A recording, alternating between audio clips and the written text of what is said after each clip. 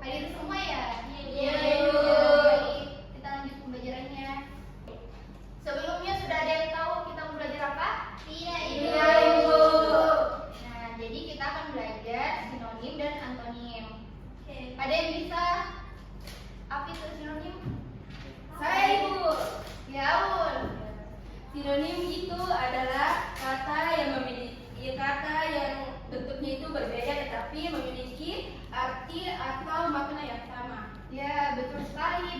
Beri aplaus semuanya. Yeay. Selanjutnya ada yang tahu apa itu antonim?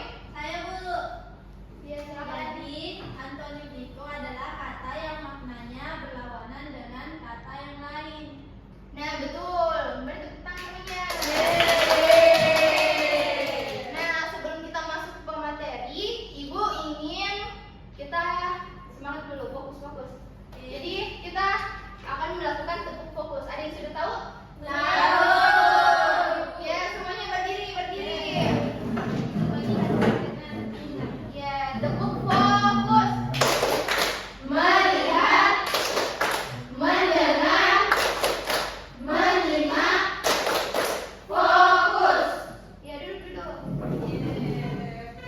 Jadi, Ibu akan menjelaskan materi yang akan kita pelajari. Pengertian antonim dan sinonim. Jadi, sinonim adalah kata yang memiliki makna serupa atau mirip. Dengan kata lain, dalam bahasa, sinonim berfungsi untuk memberikan variasi dalam menggunakan kata, sehingga komunikasi menjadi lebih kaya dan menarik. Penggunaan sinonim membantu menghindari pengulangan kata yang sama, sehingga kalimat menjadi lebih dinamis dan bervariasi. Sinonim juga dikenal sebagai persamaan kata atau pendanaan kata, dan pemahaman tentang sangat penting dalam memperkaya kosakata serta meningkatkan kejelasan dalam berkomunikasi. Dengan mengenali sinonim, kita dapat mengekspresikan ide dan perasaan dengan lebih efektif serta menciptakan nuansa yang berada dalam kalimat. Antonim adalah kata yang memiliki makna berlawanan atau pertentangan. Dengan kata lain, dalam bahasa antonim berfungsi untuk menunjukkan perbedaan atau kontras antar dua konsep. Dengan memahami antonim, kita dapat memperluas kosakata dan meningkatkan kemampuan berkomunikasi.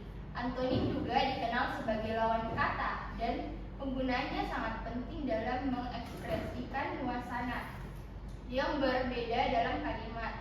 Dengan mengenali antonim, kita dapat lebih mudah memahami konteks dan makna yang ingin disampaikan, serta menciptakan variasi dalam penggunaan bahasa. Pemahaman tentang antonim membuat kita dalam menggambarkan situasi atau perasaan dengan lebih jelas dan efektif.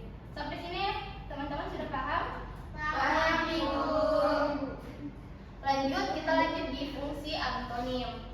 Jadi, fungsi yang pertama itu menunjukkan perbedaan atau kontras antar dua hal. Yang kedua, membantu menekankan perbedaan dalam kalimat. Yang ketiga, memperjelas makna dengan memberikan nuansa yang lebih dalam.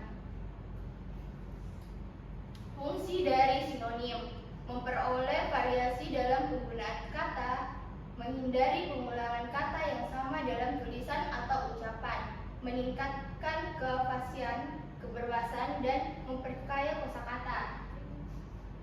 Nah, anak-anak, Ibu akan berikan kalian contoh antonim. Yang pertama itu sakit. Sakit sama dengan sehat. Ya, betul. Lanjut, contoh kedua yaitu tua.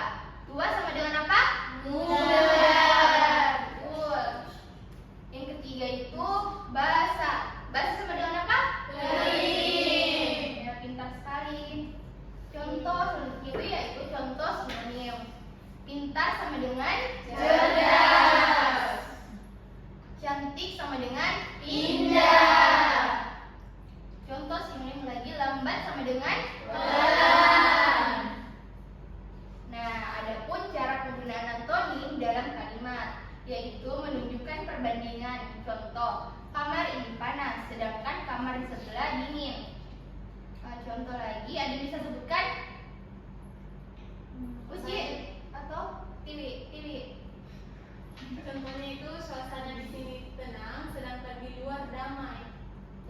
betul sekali. Jadi selanjutnya ibu akan kasih kalian games untuk bermain. Ibu telah menyediakan media.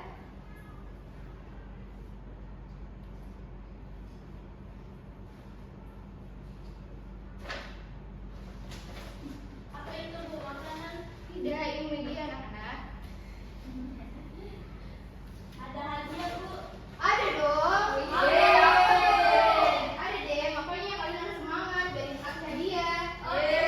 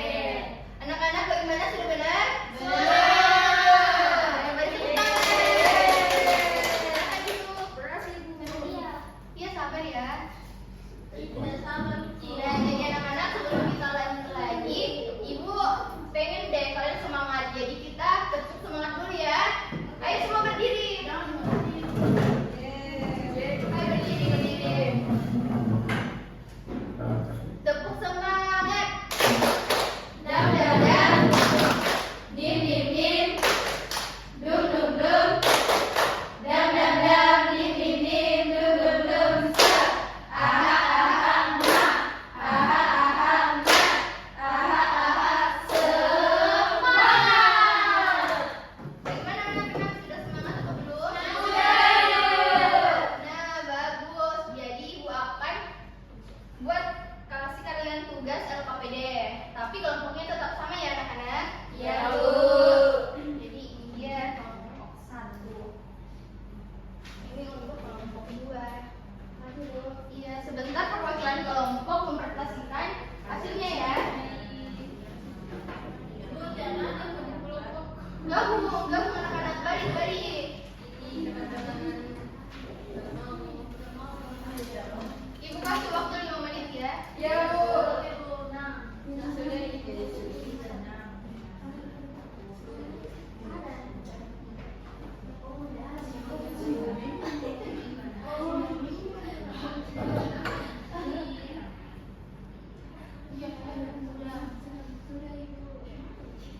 Sudah? Sudah, Ibu. Gimana kamu berdua? Tunggu teman-temannya ya.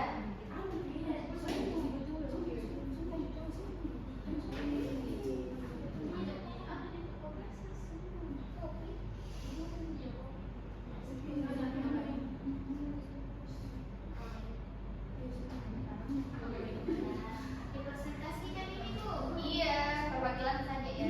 Oke, nah.